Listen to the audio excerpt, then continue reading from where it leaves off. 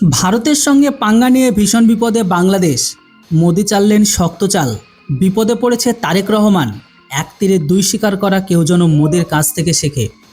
একসময় দেশের প্রধানমন্ত্রী থাকা অটল বিহারী বাজপেয়ী বলেছিলেন, আমরা বন্ধু পরিবর্তন করতে পারি, বাট প্রতিবেশী কখনো পরিবর্তন করতে পারি না।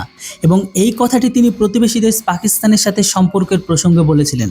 কারণ আমরা বন্ধু তো অন্য কাউকে বানাতে পারি, কিন্তু ভৌগোলিক পরিস্থিতির কারণে প্রতিবেশী কখনোই পরিবর্তন করতে পারি না, চাই সে প্রতিবেশী পাকিস্তান হোক কিংবা বাংলাদেশ।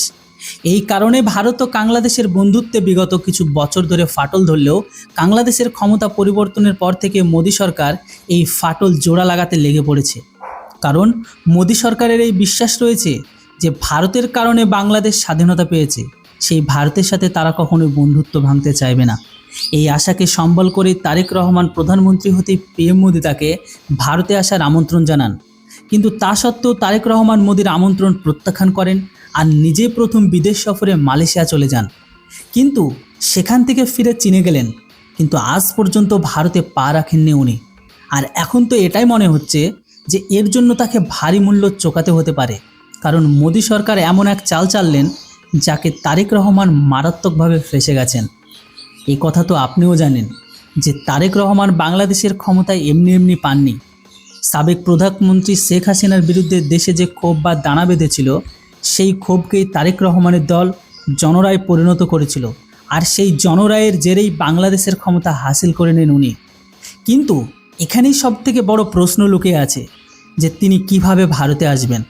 কারণ যে শেখ হাসিনার কারণে তারেক রহমান ক্ষমতা পেয়েছে, সেই শেখ হাসিনা আজ ভারতে অবস্থান করছেন, যার বিরুদ্ধে বাংলাদেশের সুপ্রিম কোর্ট ইতিমধ্যে মামলা চলছে। এমন পরিস্থিতিতে তিনি যদি ভারত সফরে আসেন, তবে বাংলাদেশের বিরোধী দল তার বিরুদ্ধে সোচ্চার হয়ে উঠবে। এই ভয়ে তারেক রহমান আজ পর্যন্ত ভারতে পা রাখেননি। কিন্তু এখন তো তাকে ভারতে আসতেই হবে।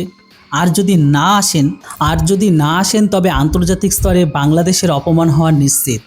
কারণ আগামী মাসের 12 আর 13 সেপ্টেম্বর ভারতে ব্রিক্স সম্মেলন হতে যাচ্ছে, যেখানে যোগ দিতে রাশিয়া, ব্রাজিল, চীন, দক্ষিণ আফ্রিকা, ইরান, সৌদি আরব, ইন্দোনেশিয়ার মতো অনেক বড় দেশ ভারতে আসছে। এবং পিএম মোদি চান যে প্রতিবেশী হওয়ার খাতিরে বাংলাদেশে অতিথি হিসাবে এই সম্মেলনে অংশ নিক।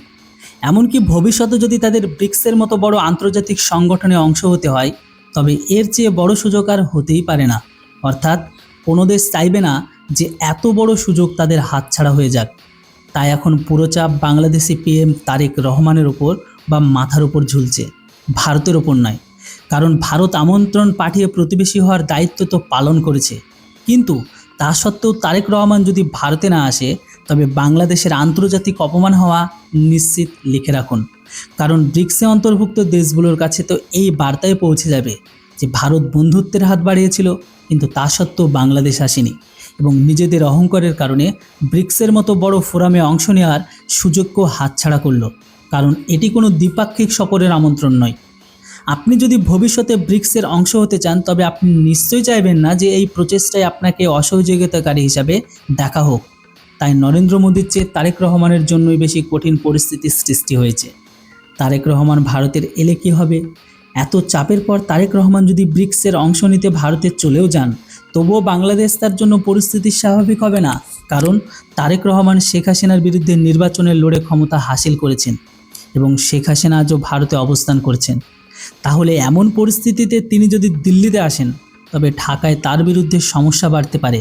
এক্স্যাক্টলি এই কারণেই তারেক রহমান ভারতে আসা থেকে বিরত থাকছেন।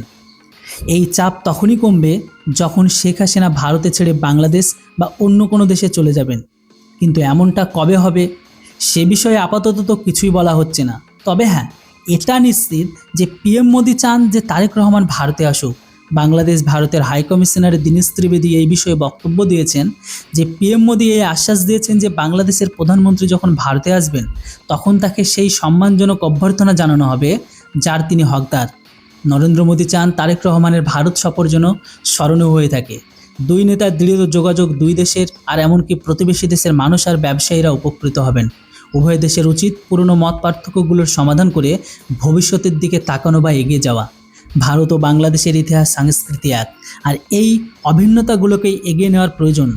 বাংলাদেশে ভারতের হাইকমিশনারের দায়িত্ব সামলানো দীনেশ ত্রিবেদীর এই বক্তব্য স্পষ্ট করেছে যে ভারত পুরনো মত পার্থক্য কাটিয়ে সামনে এগোতে চায় এবং এর জন্য সবচেয়ে জরুরি হলো তারেক রহমানের ভারতে আসা। কিন্তু তারেক রহমানের সামনে সবচেয়ে বড় ধর্ম সংকট এটাই যে তিনি ভারতে কিভাবে আসবেন, কারণ শেখ হাসিনা কখনো ভারতে অবস্থান করছেন। এমন পরিস্থিতিতে তিনি যদি সত্যি ভারতে আসেন তবে তার বিরুদ্ধে বাংলাদেশের ক্ষোভ ছড়িয়ে পড়তে পারে। আর যদি নাও আসেন তবে ব্রিক্সের মতো আন্তর্জাতিক ফোরামে অংশ নেওয়ার একটি বড় সুযোগ হাতছাড়া হয়ে যেতে পারে তাদের। এমন পরিস্থিতিতে এখন দেখার বিষয় ব্রিক্সের আগে তারেক রহমানের কী সিদ্ধান্ত নেন। যাই হোক, এই বিতর্কের মাঝে বাংলাদেশ ভারতের হাই কমিশনার দীনেশ ত্রিবেদী ঠিক কি বলেছেন সেটাও শুনে নিন। দেখুন, both the peoples of the country, the youth, are very, very talented. So I always say that we don't only share border, we share dreams, we share aspiration and equality. I don't think so one is bigger or there is greater. It's all equal. Today is a great world. In many ways, this world is connected. It is amazing connectivity with the world. It has never ever happened in the history that we are all connected. But at the same time, we are disconnected. If you have in the family, everybody is quite busy on the little plastic called the mobile phone.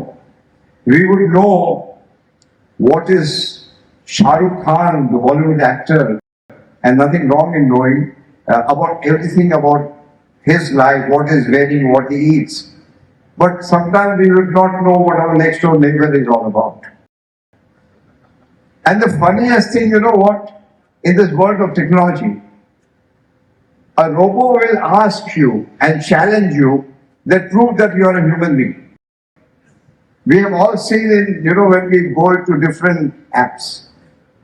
They challenge you that prove that you are a human being. So we are in that sort of a world. And it is very important to get somewhat back into the family. And there it comes neighbor. Neighborhood is so very important. And that is one of the reasons our Honorable Prime Minister, Shri Narendra Modi, thought of sending me here. তো বন্ধুরা, আপনাদের কি মনে হয় শেষ পর্যন্ত কি তারেক রহমান ভারতে আসবে? আমার তো মনে হয় উনি আসবেন না, কেননা উনি আসলেও ফাঁসবে, না আসলেও ফাঁসবে। তবে একটা কথা আপনাদের ক্লিয়ারলি বলে দিই, এতদিন পর্যন্ত বাংলাদেশ যা যা করেছে, বাংলাদেশের সম্পূর্ণ ভাগ্য নির্বাচন করছে ভারতের এই সম্মেলনকে নিয়ে। মানে যতদিন না পর্যন্ত ভারতের ঘরের ভেতরে এই সম্মেলনটা সম্পূর্ণভাবে আয়োজিত না হচ্ছে, তারপরেই বাংলাদেশের ভাগ্য নির্বাচন হবে। কেননা বাংলাদেশের প্রধানমন্ত্রী এই মুহূর্তে ধর্ম সংকটে ফেসে গেছে। সে কথাই আছে না, ডাঙায় বাঘ জলে কুমির। হ্যাঁ, ভারতে আসলেও বিপদ, না আসলেও বিপদ। তবে দেখার বাকি তারেক রহমান কি সিদ্ধান্ত নেয়। এর উপর আপনাদের কি মতামত সেটা অবশ্যই কমেন্ট বক্সে লিখে জানান। Thanks for watching. জয় হিন্দ, বন্দে মাতরম।